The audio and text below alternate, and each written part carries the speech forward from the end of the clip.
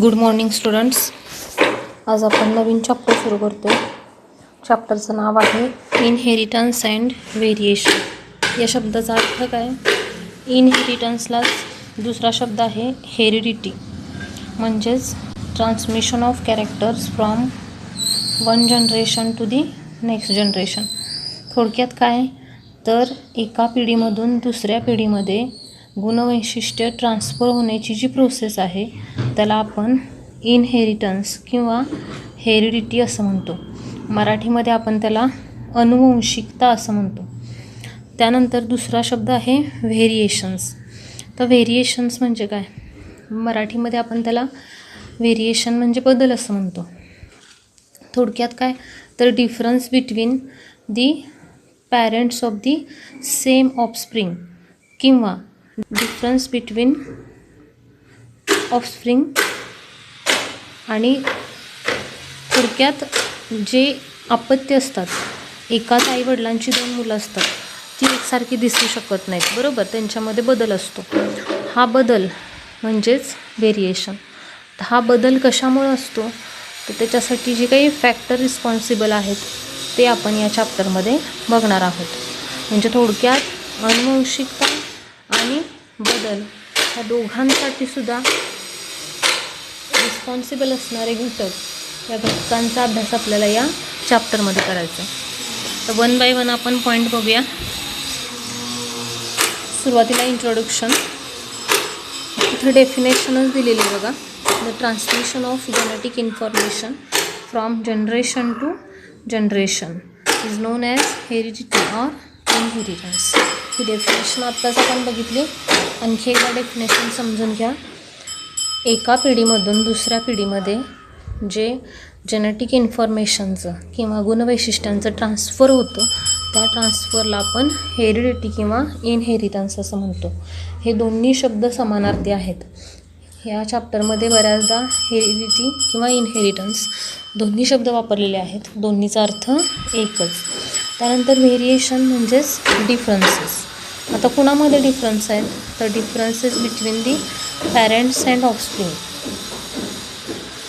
पालक आणि अपत्य यांच्यामध्ये असणारा बदल. Among the offsprings of the same parent. Same पॅरेंटचे असणारे दोन ऑफस्प्रिंग यांच्यामध्ये असणारा बदल. And among the individuals of the same species. एका स्पीसीजमध्ये म्हणजे मानव ही जर स्पीसीज कन्सिडर केली तर मानव जातीमध्ये जेवढे काही इंडिव्हिज्युअल आहेत तो प्रत्येक इंडिव्हिज्युअल वेगळा आहे, बरोबर, त्याच्यामध्ये काहीतरी बदल आहे. हा बदल म्हणजेच त्याला आपण व्हेरिएशन म्हणतो. त्यानंतर पुढची डेफिनेशन आहे जेनेटिक्स. जेनेटिक्स काय आहे? ही बायोलॉजीची एक ॲप्लाइड ब्रांच आहे, शाखा आहे. It is the branch of biology that deals with heredity and variation. ह्यावरचे जे दोन मुद्दे आहेत, हेरिडिटी आणि व्हेरिएशन, ह्या दोन्हीचा अभ्यास ज्या शाखेमध्ये केला जातो त्याला आपण जेनेटिक्स असं म्हणतो.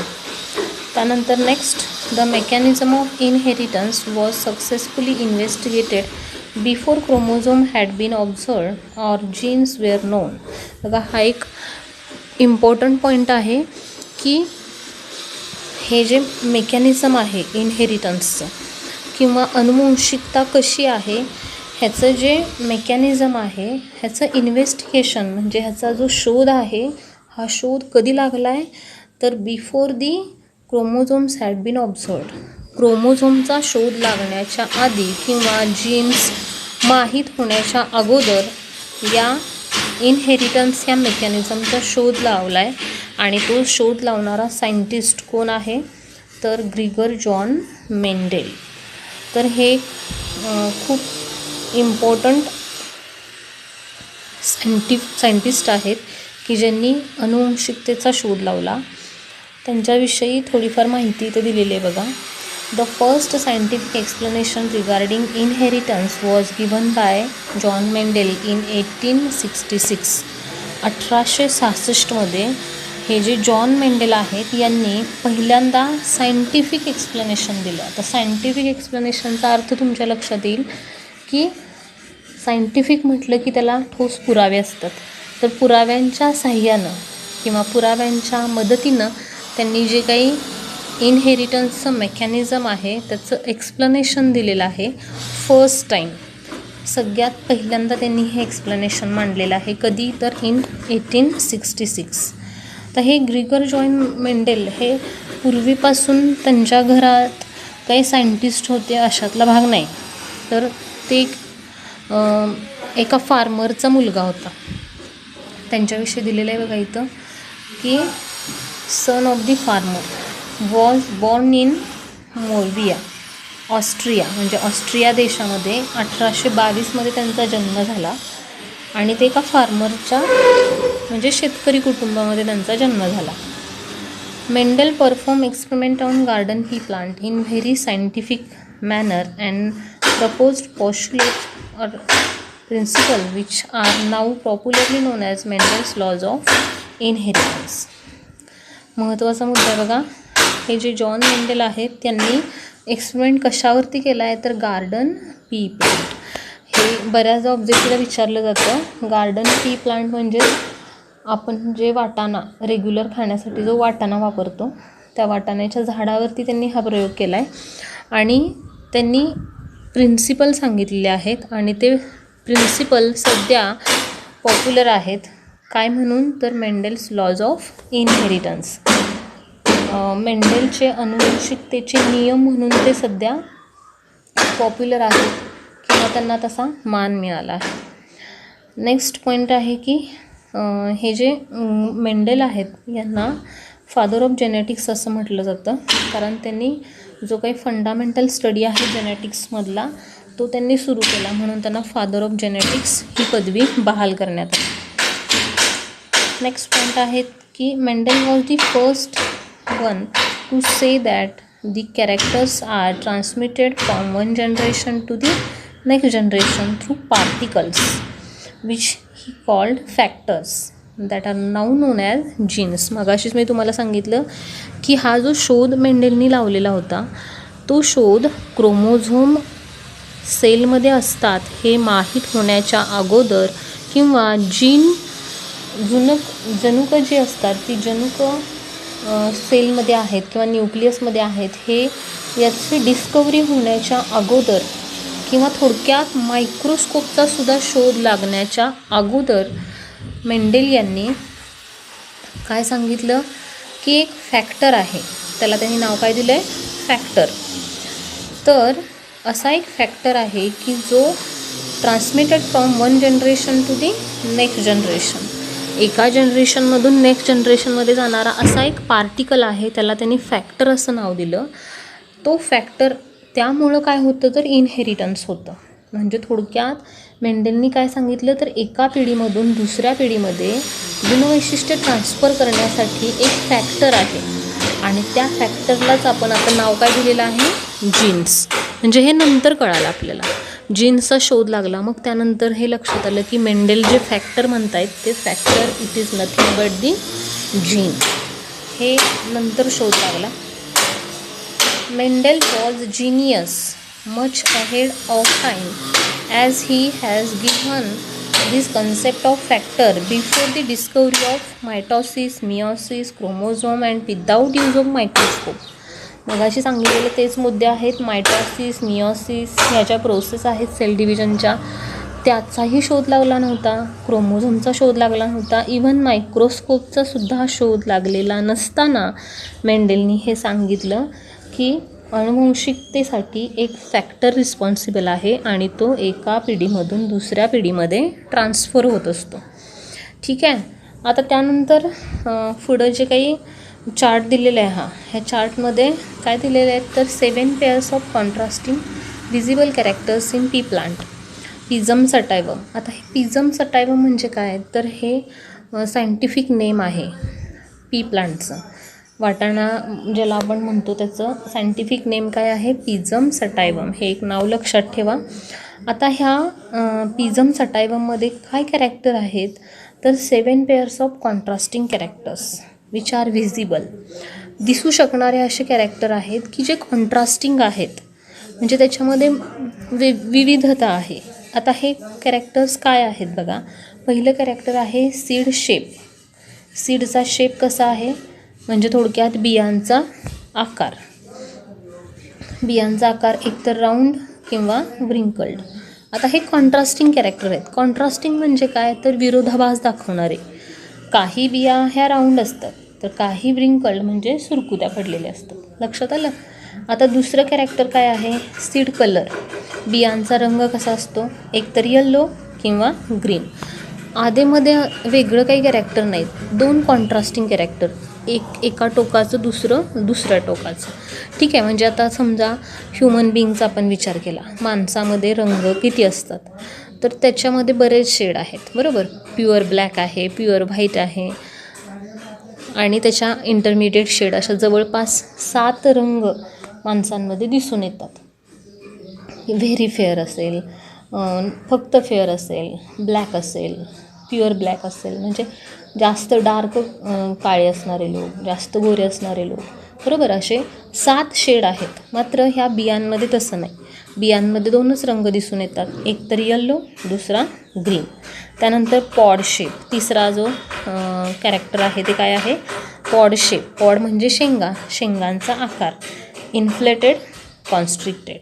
तर इन्फ्लेटेड म्हणजे प्लेन असणाऱ्या शेंगा, आणि कॉन्स्ट्रिक्टेड म्हणजे त्याच्यावरती खाचा आहेत, बरोबर, किंवा सुरकुत्या आहेत, अशा असणाऱ्या शेंगा. ठीक आहे. त्यानंतर पॉड कलर, शेंगांचा रंग कसला आहे, ग्रीन, येल्लो. बघा, 2 कॅरेक्टर आहेत, ग्रीन कलरच्या शेंगा असतात किंवा येल्लो कलरच्या शेंगा असतात.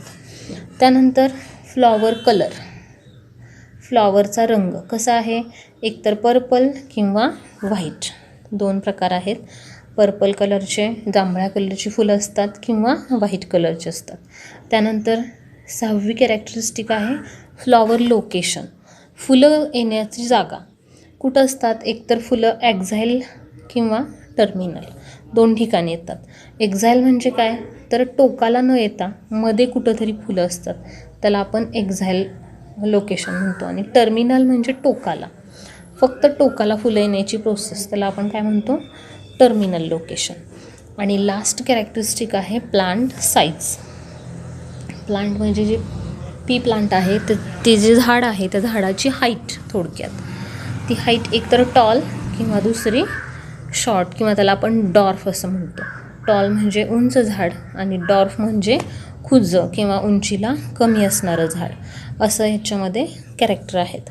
आता हे कॅरेक्टर किती आहेत, तर 7 आहेत. बघा, कॅरेक्टर कशाला म्हणायचं, तर seed shape, seed colour, pod shape, pod colour, flower colour, flower location आणि प्लांट साईज, हे काय आहेत, तर कॅरेक्टर आहेत.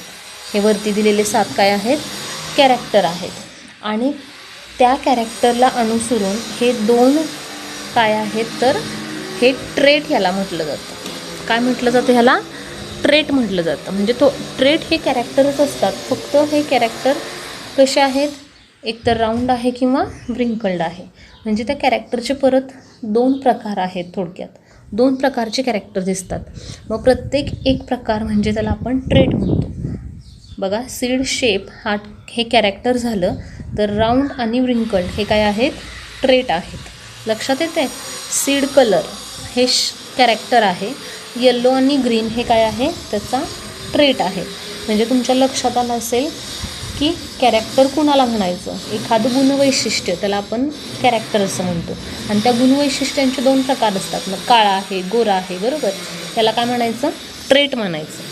तर हे सगळे खालचे जे आहेत हे ट्रेट आहेत. आणखी एक महत्त्वाचा मुद्दा मी इथं तुम्हाला नमूद करते की पुढं जाऊन आपल्याला तो बघायचाच आहे. इवन त्याच्यावरतीच ह्या चॅप्टरचा बेस आहे की हे जे ट्रेट आहेत त्याच्यामध्ये 2 प्रकार आहेत. ते 2च ट्रेट आहेत, शिवाय त्याचे 2 प्रकार आहेत. एक आहे डॉमिनंट ट्रेट आणि दुसरा आहे रेसेसिव्ह ट्रेट. तर डॉमिनंट म्हणजे थोडक्यात स्ट्रॉंग असणारा आणि रेसेसिव्ह म्हणजे वीक असणारा. आता प्रत्येक कॅरेक्टरचे 2 ट्रेट आहेत, पैकी एक हा सगळ्यात, हे वरचे जे आहेत, मग त्यामध्ये राऊंड असेल, सीड कलर येल्लो असेल, हा inflated, green, purple, axial, tall हे सगळे कसे आहेत? डॉमिनंट ट्रेट आहेत. आणि हे खाली दिलेले आहेत wrinkled, green, constricted, yellow, white, terminal, short हे सगळे काय आहेत? रेसेसिव्ह ट्रेट आहेत. म्हणजे थोडक्यात हे राऊंड येलो हे कसे आहेत तर डॉमिनंट म्हणजेच स्ट्रॉंग असणारे कॅरेक्टर आहेत. तर रिंकल्ड ग्रीन हे कसे आहेत? वीक असणारे कॅरेक्टर आहेत. थोडक्यात हे वरचे कॅरेक्टरिस्टिक किंवा वरचे ट्रेट आहेत हे स्ट्रॉंगनेस दर्शवतात त्या झाडाचा, आणि खालचे जे ट्रेट आहेत हे त्या झाडामधला वीकनेस दर्शवतात. ठीक आहे. आता पुढचा मुद्दा, तर सिलेक्शन ऑफ मटेरियल. तर हे जे मेंडेल आहेत, या मेंडेलनी या एक्सपेरिमेंटसाठी प्लांट मटेरियलचं सिलेक्शन केलं. कुठलं केलं तर पी प्लांट, बरोबर. आता हे पी प्लांटचं सिलेक्शन त्यांनी का केलं ह्याचं काही रिझन्स इथं दिलेले आहेत बघा. साधारणपणे 4 रिझन आहेत, बऱ्याचदा एक्झामला विचारले जातात. त्यातलं पहिलं रिझन काय आहे तर garden pea is a annual plant and complete the life cycle within 3 to 4 months. म्हणजे गार्डन पी प्लांट हे कसं आहे? प्लांट ॲन्युअल प्लांट आहे, शिवाय ते एका वर्षामध्ये 3 ते 4 महिन्यांमध्ये त्याची एक लाईफ सायकल कंप्लीट होते. तर लाईफ सायकल कंप्लीट होते म्हणजे थोडक्यात काय, ज्या वेळेला आपण बिया लावतो त्या बिया लावल्यानंतर ते उगवणं, त्यानंतर ते झाड काय म्हणतो आपण, कोंब येणं, त्यानंतर झाड मोठं होणं, त्याला फुलं येणं, त्याला बिया येणं, ही जी प्रोसेस आहे ही प्रोसेस कंप्लीट व्हायला साधारण 4 महिने लागतात.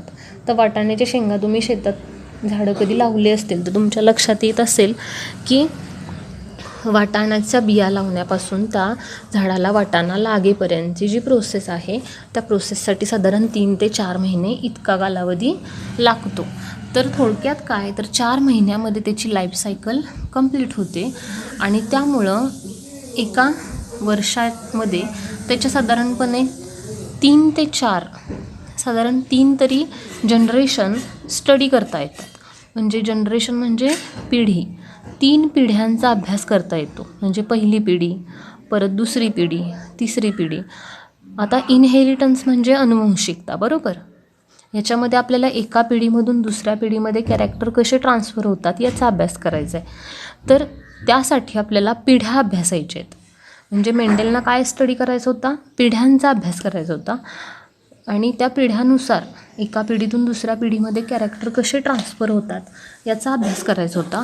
म्हणून त्यांनी ह्या झाडाचं सिलेक्शन केलं. त्यांना एका वर्षामध्ये कमीत कमी किती पिढ्या अभ्यासता येत होत्या? कमी शॉर्ट पिरियडमध्ये त्यांना 3 पिढ्या अभ्यासता येत होत्या. आता हेच जर आपण दुसरं एखादं झाड किंवा प्राणी घेतला तर त्याच्या जास्त पिढ्या स्टडी करता येणार नाहीत, कारण कमी काळामध्ये प्रत्येकाचं लाईफस्पॅन हे वेगळं आहे. त्यामुळं त्यांनी या पी प्लांटचं सिलेक्शन केलं. हे त्याचं पहिलं रिझन. त्यानंतर दुसरं रिझन काय आहे? P plant is a small herbaceous plant that produce many seeds and so he grow thousand of P plants in A small plot behind the church. तर ते जिथं राहत होते त्या चर्चच्या पाठीमागं जी मोकळी जागा होती ती त्यांनी प्लांटेशनसाठी वापरली होती, आणि त्या जागेमध्ये कमीत कमी जागेमध्ये त्यांना हे प्लांट उगवण्यासाठी किंवा त्याच्या पिढ्या स्टडी करण्यासाठी पुरेशी जागा उपलब्ध होत होती. कारण हे प्लांट कसं आहे? स्मॉल आणि हर्बॅसियस आहे, त्याला जास्त जागा लागत नाही. झुडूपवर्गीय, हर्बॅशियस म्हणजे काय? झुडूपवर्गीय असणारं हे प्लांट की जे कमीत कमी ठिकाणामध्ये जास्तीत जास्त त्याचं प्लांटेशन करता येतं. हे दुसरं रिझन आहे की ज्यामुळे मेंडेलनी पी प्लांट हे स्टडीसाठी सिलेक्ट केलं. त्यानंतर तिसरं जे कॅरेक्टर बघणार आहोत आपण, तिसरं reason, pea plant is naturally self pollinating.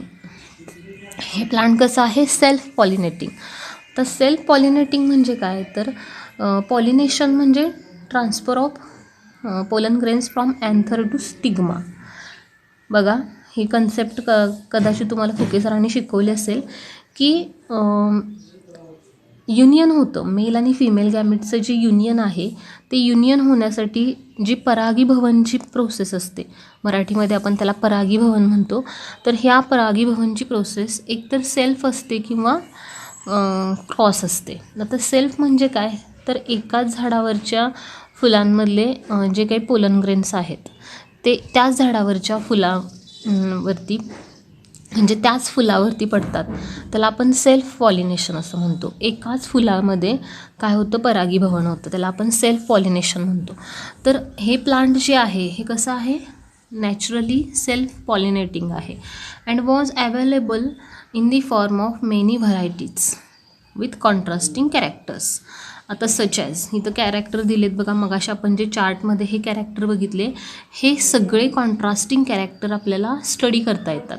म्हणजे किती कॅरेक्टर स्टडी करता येत बघा, की सीडचा शेप एका पिढीमधून दुसऱ्या पिढीमध्ये कसा ट्रान्सफर होतो आहे, कलर सीडचा, पॉडचा कलर, पॉडचा shape, flower colour, flower location, प्लांटची साईज, हे सगळे कॅरेक्टर एका पिढीमधून दुसऱ्या पिढीमध्ये कसे ट्रान्सफर होतात हे त्याला स्टडी करता येत होतं.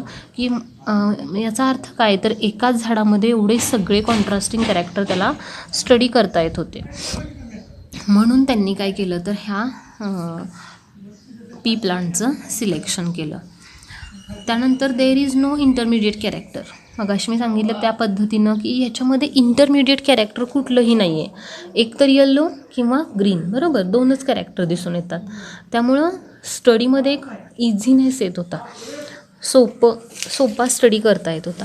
जास्त जर व्हरायटी असत्या, म्हणजे सीड कलर येल्लो आहे, रेड आहे, पिंक आहे, बरोबर, ग्रीन आहे, लाईट ग्रीन आहे, डार्क ग्रीन आहे, असं जर असतं तर स्टडीसाठी थोडंसं अवघड झालं असतं. तर इथं no intermediate characters present. Intermediate character नसल्यामुळं स्टडी करणं सोपं होतं, म्हणून त्यांनी पी प्लांट वापरलं. आणि लास्ट जे रिझन आहे, though flowers are naturally self pollinating, they are large enough to easy emasculation required for artificial cross and produce fertile offspring. म्हणजे जरी हे सेल्फ पॉलिनेटिंग असणारे फ्लॉवर्स असले किंवा प्लांट असलं तरीसुद्धा त्याचे जे फ्लॉवर्स आहेत दे आर लार्ज इनफ, पुरेसे मोठे आकाराचे आहेत, जेणेकरून त्याच्यामध्ये क्रॉस पॉलिनेशन घडवून आणता येतं. म्हणजे संकरित बियाणं ज्याला आपण म्हणतो, संकर घडवून आणायचा. या प्लांटमधलं त्या प्लांटमध्ये कॅरेक्टर काय करतो आपण, इंट्रोड्यूस करतो. त्याच्यासाठी क्रॉस पॉलिनेशन ही प्रोसेस वापरली जाते. म्हणजे परागीभवन आहे ते दोन वेगवेगळ्या प्लांटमध्ये केलं जातं. एका प्लांटवरचे पोलन ग्रेन्स आहेत ते दुसऱ्या प्लांटवरच्या फ्लॉवरच्या स्टिग्मावरती टाकले जातात. त्याच्यामुळं काय होतं, तर मिक्सिंग होतं, कॅरेक्टरचं मिक्सिंग होतं. तर हे करणंसुद्धा या प्लांटमध्ये सोपं होतं. म्हणून थोडक्यात मेंडेलनी काय केलं, तर हे प्लांट स्टडीसाठी यूज केलं. लक्षात येते बघा, सिलेक्शन ऑफ मटेरियलमध्ये मेंडेलने पिझम सटायवम म्हणजेच वाटाण्याचं झाड हे अभ्यासासाठी का सिलेक्ट केलं, तर ते कसं आहे, ॲन्युअल प्लांट आहे, एकाच इयरमध्ये त्याच्या 3 ते 4 जनरेशन स्टडी करता येत होत्या. दुसरं ते प्लांट आहे स्मॉल हर्बेसियस आहे, त्यामुळं कमीत कमी जागेमध्ये चर्चच्या मागं जी जागा उपलब्ध होती त्याच्यामध्ये प्लांटेशन करता येत होतं. तिसरं आहे, हे प्लांट आहे सेल्फ पॉलिनेटिंग आहे, त्याच्यामध्ये 7 पेअर आहेत कॉन्ट्रास्टिंग कॅरेक्टरच्या, त्याच्यामध्ये इंटरमिडिएट कॅरेक्टरिस्टिक्स नाहीत. आणि शिवाय जरी सेल्फ पॉलिनेटिंग असलं तरीसुद्धा क्रॉस पॉलिनेशन करणं त्याच्यामध्ये सोपं होतं. म्हणून त्यांनी पी प्लांट किंवा पिझम सटायवम हे प्लांट स्टडीसाठी यूज केलं. ठीक आहे. आता त्यानंतर पुढचा मुद्दा, रिझन फॉर मेंडल सक्सेस. मेंडेलना या एक्सपेरिमेंटमध्ये किंवा हा जो स्टडी केला त्यांनी त्याच्यामध्ये सक्सेस का मिळाला, त्याचे रिझन दिलेले आहेत बघा. 5 रिझन आहेत. पहिलं रिझन आहे, his experiment were carefully plan and involve large sample.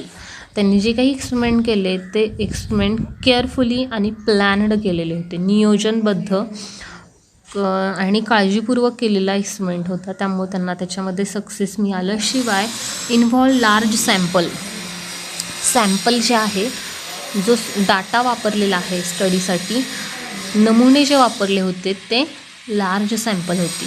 जास्त सॅम्पलमधून त्यांनी तो रिझल्ट काढले होते. म्हणजे आपण एखादं सर्वे करत असताना सॅम्पल ज्यावेळेला जास्त वापरतो आपण त्यावेळेला आपल्याला ॲक्युरेट रिझल्ट मिळतो. आता एखाद्या गावामध्ये फॉर एक्झाम्पल मी सांगते तुम्हाला की कोरोना झालेल्या माणसांचं पर्सेंटेज काढायचं आहे, ठीक आहे. तर गावामध्ये फक्त आपण समजा 500 लोक आहेत, तर आपण 100 लोकांचाच सर्वे करून चालेल का? आपल्याला जेवढी जास्त सॅम्पल मिळेल तेवढा आपला सर्वे कसा असणार आहे, ॲक्युरेट असणार आहे. तसं मेंडेलनी जे सॅम्पल वापरलं ते लार्ज सॅम्पल वापरलं होतं, त्यामुळं त्याचे रिझल्ट जे होते ते ॲक्युरेट होते, त्यामुळे त्यांना सक्सेस मिळालं. दुसरं, he carefully recorded the number of plant of each type and expressed his result as a ratio. म्हणजे त्यांनी जे काही पिढी वाईज एका पिढीमधून दुसऱ्या पिढीमध्ये जो काही बदल होत गेले त्याचं जे काही रीडिंग होतं ते केअरफुली रेकॉर्ड केलं होतं. प्रत्येक डाटा त्यांनी हा रेकॉर्ड करून ठेवलेला, प्रत्येक झाडाचा डाटा त्याच्यामधले कॅरेक्टरिस्टिक होते ते रेकॉर्ड करून ठेवलेले आणि त्याचा रेशो काढलेला. थोडक्यात एका पिढीमधून दुसऱ्या पिढीमध्ये कॅरेक्टर ट्रान्सफर किती होत आहेत ह्याचा रेशो त्यांनी काढला होता रिझल्टचा. हे एक त्यांच्या सक्सेस मागचं रिझन आहे. त्यानंतर in pea plant contrasting characters can be easily recognised. हे जे कॉन्ट्रास्टिंग कॅरेक्टर होते हे इझिली रेकॉग्नाइज्ड आहेत. म्हणजे तुम्ही आता बघितलं असेल मगाचपासून की ते जे कॅरेक्टर्स आहेत थोडक्यात इथं दिलेले आहेत बघा, की राऊंड सीड आहे का रिंकल्ड आहे, हे आपण इझिली ओळखू शकतो, इझिली रेकॉग्नाइज्ड आहेत. त्यानंतर फ्लॉवर कलर पर्पल आहे की व्हाईट आहे हे सुद्धा आपण इझिली रेकॉग्नाइज करू शकतो. प्लांटची साईज टॉल आहे का डॉर्फ आहे, प्रत्येक कॅरेक्टर आहे ते कसं आहे इझिली रेकॉग्नाइज करू शकणार आहे. त्यानंतर 7 different characters in pea plant were controlled by a single factor each. The factor are located on separate chromosome and these factors are transmitted from generation to generation. त्याचा अर्थ काय बघा की 7 डिफरंट कॅरेक्टर्स आहेत पी प्लांटमधले. मग अशी मी तुम्हाला जे 7 कॅरेक्टर सांगितले ते प्रत्येक कॅरेक्टर कंट्रोल करण्यासाठी सिंगल फॅक्टर आहे. प्रत्येक कॅरेक्टर कंट्रोल करणारा एक फॅक्टर आहे, बरोबर. म्हणजे टॉलनेस किंवा डॉर्फनेस ह्याच्यासाठी एक वेगळा फॅक्टर, त्यानंतर सीड कलरसाठी एक वेगळा फॅक्टर, बरोबर. प्रत्येक कॅरेक्टरसाठी एक सिंगल काय आहे फॅक्टर आहे आणि तो फॅक्टर काय आहे तर लोकेटेड ऑन सेपरेट क्रोमोझोम. वेगवेगळ्या क्रोमोझोमवरती तो लोकेट झालेला आहे. आता त्यावेळेला क्रोमोझोमचा शोध लागला नव्हता, हा भाग वेगळा, पण थोडक्यात त्याची लोकेशन जे आहे ते वेगवेगळ्या ठिकाणी होतं आणि ते जे काही फॅक्टर आहेत ते एका पिढीमधून दुसऱ्या पिढीमध्ये ट्रान्सफर होत होते, हे सुद्धा मेंडेलनी ऑब्झर्व केलं. आणि लास्ट रिजन आहे की he introduce the concept of dominance and recessiveness. ते हा स्टडी करत असताना त्यांनी डॉमिनन्स आणि रेसेसिव्ह हे जे काही कॅरेक्टरिस्टिक आहेत किंवा ह्या ज्या कन्सेप्ट आहेत त्यात त्यांनी सांगितल्या मेंडेलने. म्हणजे मगाशी मी तुम्हाला जे सांगितलं की प्रत्येक कॅरेक्टरमध्ये 2 प्रकारचे ट्रेट आहेत. एक ट्रेट आहे तो डॉमिनंट आहे, स्ट्रॉंग असणारा, आणि दुसरा आहे तो वीक आहे, रेसेसिव्ह आहे.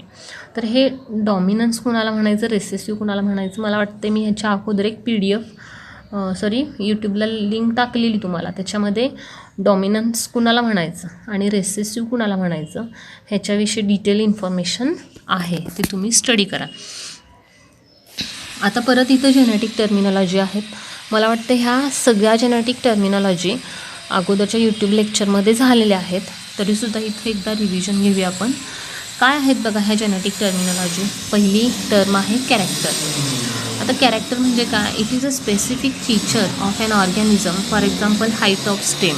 मगाशी मी सांगितलं तेच की मगाशी जे काही 7 कॅरेक्टर सांगितले, मग त्यामध्ये हाईट ऑफ स्टेम असेल, त्यानंतर सीड कलर असेल, सीड शेप असेल, पॉड कलर असेल, पॉड शेप असेल, त्यानंतर फ्लावर पोझिशन असेल किंवा फ्लावर लोकेशन असेल. तर हे सगळे जे काही आहेत यांना काय म्हणतो आहे आपण, कॅरेक्टर म्हणतो आहे. एखादं स्पेसिफिक फीचर, कुठल्याही ऑर्गॅनिझमचं फीचर. आता फॉर एक्झाम्पल आपण ह्युमन बिईंगमध्ये सुद्धा आहे की हेअर कलर असेल, हेअरस्टाईल असेल, बरोबर, हेअरलाईन असेल, त्यानंतर आय कलर असेल, त्यानंतर हाईट असेल किंवा बॉडी कलर असेल किंवा स्किन कलर ज्याला आपण म्हणतो, हे सगळे काय आहेत आपले कॅरेक्टर आहेत. ठीक आहे. आता त्यानंतर ट्रेट, मगाशी मी सांगितलं तेच सेम इथं आहे. ट्रेट म्हणजे काय, an inherited character and it's detectable variant, for example tall and dwarf. Inheritable character म्हणजे काय बघा, तर एका पिढीमधून दुसऱ्या पिढीमध्ये जाऊ शकणारं कॅरेक्टर, त्याला आपण काय म्हणतो आहे, ट्रेट म्हणतो आहे. अँड इट्स डिटेक्टेबल व्हेरियंट, त्याचा व्हेरियंट म्हणजे काय, तर टॉलचा व्हेरियंट आहे डॉर्फ किंवा डॉर्फचा व्हेरियंट आहे टॉल. तर टॉल आणि डॉर्फ हे काय झाले, ट्रेट झाले, आणि हाईट ऑफ स्टेम हे काय झालं, कॅरेक्टर झालं. मला वाटते तुम्हाला हा फरक आता लक्षात आला असेल. त्यानंतर फॅक्टर, फॅक्टर कुणाला म्हटलं आहे, तर it is a unit of heredity. हे काय आहे, हेरिडिटीचं युनिट आहे. फॅक्टर म्हणजे particle present in the organism which is responsible for inheritance and expression of character. म्हणजे बघा, एका पिढीमधून दुसऱ्या पिढीमध्ये कॅरेक्टर ट्रान्सफर होणं आणि ते एक्सप्रेस होण्यासाठी रिस्पॉन्सिबल असणारा एक पार्टिकल, त्या पार्टिकलला काय म्हटलं आहे, फॅक्टर असं नाव दिले. कुणी, मेंडेलनी नाव दिले ते. त्यानंतर जीन, पुढची कन्सेप्ट काय आहे, gene. It is a particular segment of DNA. DNAवरचा हा एक काय आहे, पर्टिक्युलर सेगमेंट आहे which is responsible for inheritance and expression of character. म्हणजे थोडक्यात फॅक्टर हे जे आहे मेंडेलनी सांगितलेलं, त्या फॅक्टरलाच परत नाव काय देण्यात आलं, जीन. तर जीन हे तुमच्या सगळ्यांच्या परिचयाचं आहे. तुम्ही मराठीमध्ये आपण त्याला जनुक असं म्हणतो. तर क्रोमोझोमवरती किंवा DNAवरती जे छोटे छोटे सेगमेंट असतात, त्या प्रत्येक सेगमेंटला आपण काय म्हणतो आहे, जीन म्हणतो आहे. मागच्या चॅप्टरमध्ये आपण ते बघितले, जिनॉमिक्समध्ये तुमच्या लक्षात आलं असेल की जवळपास आपल्या प्रत्येक सेलमध्ये जो न्यूक्लियस आहे, त्या न्यूक्लियसमध्ये DNA असतो आणि त्या प्रत्येक DNAवरती जवळपास 30,000 जीन असतात. They are responsible for the each and every characteristic. प्रत्येक कॅरेक्टरिस्टिकसाठी रिस्पॉन्सिबल असणारा एक जीन असतो. तशा पद्धतीनंच हा जीन आहे तो DNAवरचा एक सेगमेंट आहे आणि त्यालाच मेंडेलनी फॅक्टर असं नाव दिलं होतं. हे सगळं कधी, मायक्रोस्कोपचा शोध लागण्याच्या अगोदर. त्यानंतर नेक्स्ट कन्सेप्ट आहे अलील्स ऑर अलिलोमॉर्फ्स. बघा काय कन्सेप्ट आहे, the 2 or more alternative forms of a given gene are called alleles of each other. काय आहे बघा, 2 or more alternative forms of a given gene. प्रत्येक जीनचे 2 अल्टरनेटिव्ह फॉर्म असतात. प्रत्येक जीनचे 2 अल्टरनेटिव्ह फॉर्म असतात. जसं की आता जीनचं बाजूला ठेवूया आपण, जसं कॅरेक्टरिस्टिक बघितलं आपण, कॅरेक्टरिस्टिकचे 2 ट्रेट असतात, बरोबर. म्हणजे हाईट ऑफ स्टेम हे जर कॅरेक्टरिस्टिक म्हटलं तर त्याचे 2 ट्रेट काय, एक टॉल आणि दुसरा डॉर्फ. तसं अलील्स म्हणजे काय, हाईट ऑफ स्टेम ह्याचा जो अलील असतो, त्या अलील म्हणजे तो जो जीन आहे, हाईट ऑफ स्टेम रेकग्नाईज करणारा जो जीन आहे, त्या जीनचे 2 अलील असतात. म्हणजे टॉलसाठी वेगळा अलील असतो आणि डॉर्फसाठी वेगळा अलील असतो. म्हणजे थोडक्यात काय, त्या जीनचे 2 प्रकार असतात. जीनचे काय असतात, 2 प्रकार, 2 वेगवेगळ्या कॅरेक्टरिस्टिक आहेत, बरोबर. त्यामुळं 2 अलीलचे 2 प्रकार असतात. तर ते जे प्रकार आहेत जीनचे, त्याला आपण काय म्हणतो आहे, अलील्स किंवा अलिलोमॉर्फ्स असं म्हणतो आहे. दे ऑक्युपाय आयडेंटिकल लोकाय किंवा पोझिशन ऑन होमोलोगस क्रोमोझोम. हे जे अलील्स असतात हे एकाच क्रोमोझोमवरती म्हणजे होमोलोगस क्रोमोझोमवरती सेम लोकाय किंवा पोझिशनला ते प्रेझेंट असतात. Alleles is a short form of allelomorphs. म्हणजे हे दोन्ही शब्द एकच आहेत थोडक्यात. त्यानंतर नेक्स्ट टर्म आहे डॉमिनंट. मगाशी मी सांगितलंच आहे थोडक्यात तुम्हाला. It is an allele that express its trait even in the presence of an alternative allele. बघा, डॉमिनंट म्हणजे स्ट्रॉंग. मगाशीच मी तुम्हाला सांगितलं की असा हा अलील, डॉमिनंट हा एक काय आहे, it is an allele. Dominant म्हणजे काय आहे, हा एक अलील आहे that express its trait even in the presence of alternative allele. त्याचा जो अल्टरनेटिव्ह अलील आहे तो असतानासुद्धा जो अलील एक्सप्रेस होतो त्याला डॉमिनंट असं म्हणायचं. That is in heterozygous condition only. Heterozygous म्हणजे काय? हेट्रो म्हणजे डिफरंट. दोन वेगवेगळे अलील जर एकत्र असतील तर त्यातला जो एक्सप्रेस होऊ शकतो आहे त्याला आपण म्हणायचं डॉमिनंट. मला वाटते मी यूट्यूबच्या लेक्चरमध्ये उदाहरण दिलं होतं बघा, की आपण समजा मोबाईलवरती एखादं गाणं लावलं आहे आणि आपल्या घरामध्ये होम थिएटर आहे, त्या होम थिएटरवरती एक जर गाणं लावलं आहे, असे दोन वेगवेगळे कंडिशन आहेत. आणि ज्यावेळेला आपण होम थिएटरचा आणि मोबाईलचा दोन्हीचाही आवाज फुल सोडतो, दोन्हीवरती एकच गाणं लावतो एकाच वेळेला, आणि त्यावेळेला आपल्याला गाणं कुठलं ऐकायला येतं तर ऑफकोर्स होम थिएटरचं. कारण होम थिएटर हा कसा आहे? डॉमिनंट आहे. मोबाईलच्या आवाजापेक्षा होम थिएटरचा आवाज हा नेहमीच कसा असणार आहे? मोठा असणार आहे. तर थोडक्यात होम थिएटर हे डॉमिनंट झालं. सेम कंडिशन आहे इथंसुद्धा, की हाईट ऑफ स्टेममध्ये टॉल हे डॉमिनंट आहे आणि डॉर्फ हे काय आहे? रेसेसिव्ह आहे. त्यामुळं टॉलचा आणि डॉर्फचा दोन्हीचा ज्या वेळेला अलील्स प्रेझेंट असतील त्यावेळेला एक्सप्रेस होताना काय एक्सप्रेस होतं? टॉल एक्सप्रेस होतं. तर हे तुम्हाला पुढं उदाहरणामध्ये जास्त चांगलं समजेल. आत्ता फक्त कन्सेप्ट समजून घेऊया. थोडक्यात डॉमिनंट म्हणजे स्ट्रॉंग. त्यानंतर रेसेसिव्ह. तर ह्याच्याबरोबर अपोजिट आहे की it is an allele which is not expressed in presence of alternative allele. म्हणजे इथं जी कंडिशन आहे अशा कंडिशनमध्ये जो एक्सप्रेस होऊ शकत नाही, जो वीक असतो, त्याला थोडक्यात आपण काय म्हणतो आहे? रेसेसिव्ह म्हणतो आहे. ठीक आहे. आता त्यानंतर पुढची कंडिशन, पुढं काय दिलं आहे बघा? फिनोटाईप. आता फिनोटाईप म्हणजे काय? तर external appearance of an individual for any trait is called phenotype for that trait. तर एक्सटर्नल ॲपिअरन्स त्याला आपण काय म्हणतो आहे? फिनोटाईप असं म्हणतो आहे. फॉर एक्झाम्पल इथं लिहिलं आहे बघा, in pea plant height of stem tall and dwarf are the two phenotype. हे काय आहे? टॉल आणि डॉर्फ. म्हणजे हे थोडक्यात एक्सटर्नल ॲपिअरन्स, बाहेरून आपल्याला ते दिसू शकते, ते झाड टॉल आहे का ते झाड डॉर्फ आहे, हे आपल्याला बाहेरून दिसू शकतं आहे, बरोबर. त्यामुळे हे सगळे काय आहेत? टॉल आणि डॉर्फ हे फिनोटाईप आहेत. आता त्याच्याबरोबर ऑपोजिट आहे जिनोटाईप. जिनोटाईप म्हणजे काय बघा? Genetic constitution or genetic makeup of an organism with respect to particular trait.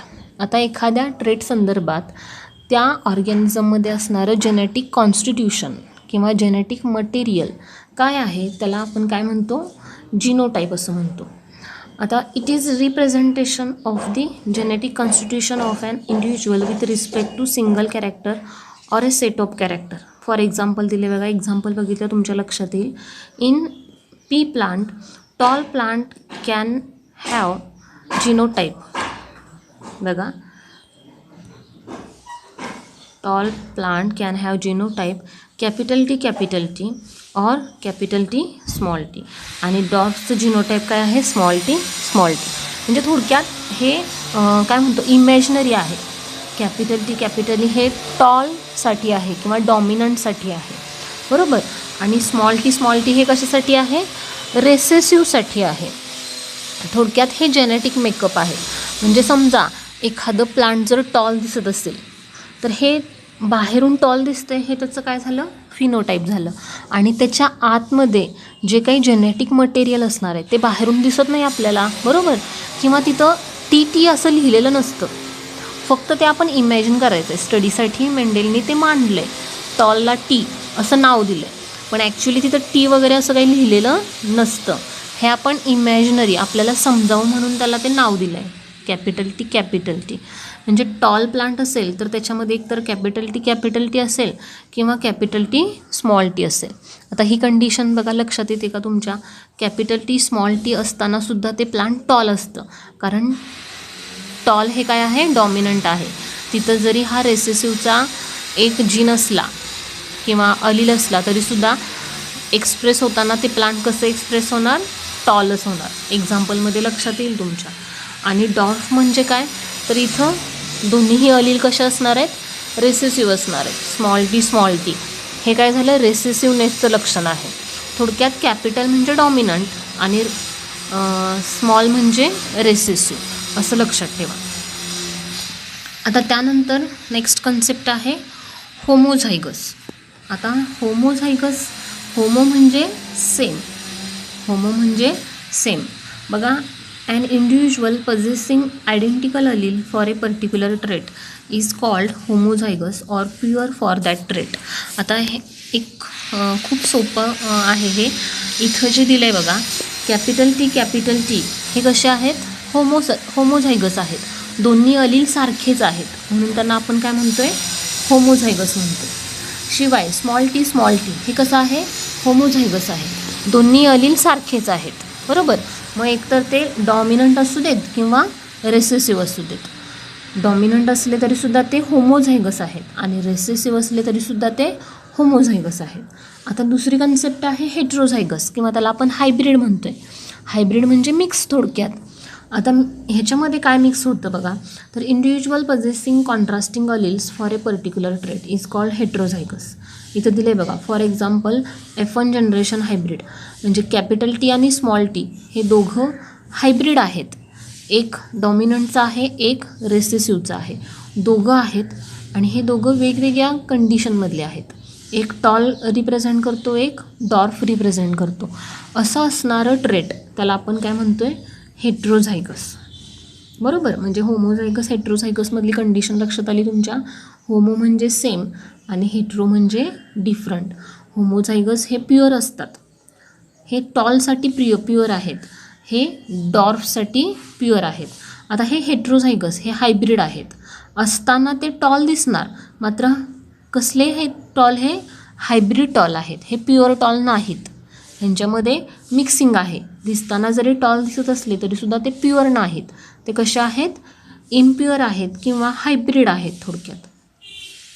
त्यानंतर pure line, an individual or a group of individual which is homozygous or true breeding for one or more trait constitute pure line.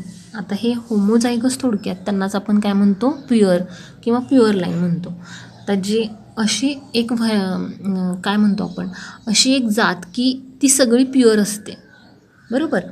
म्हणजे थोडक्यात एकतर टॉलला pure असेल किंवा डॉर्फला pure असेल, अशी condition त्याला आपण प्युअर लाईन असं म्हणतो, बरोबर. म्हणजे एकतर डॉर्फ असलं तर त्याच्यामध्ये ते प्युअरच असतात, डॉर्फ असतात ते.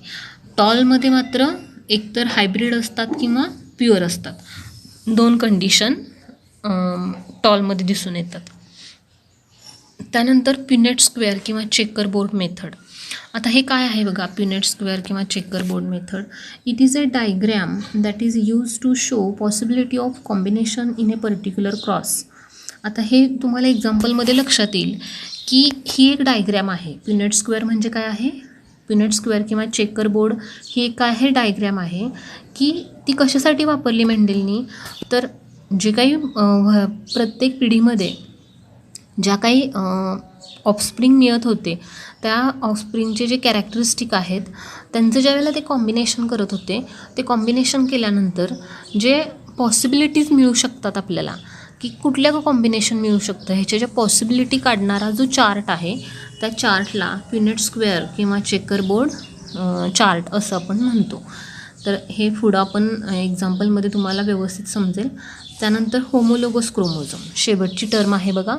होमोलोगस क्रोमोझोम म्हणजे काय? होमो म्हणजे सेम.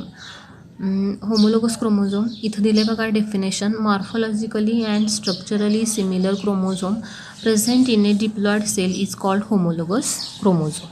आता एकदम सोपं करून तुम्हाला सांगते, आपल्या शरीरामध्ये थोडक्यात गुणसूत्राच्या 46 गुणसूत्र असतात, बरोबर. म्हणजे 23 जोड्या असतात.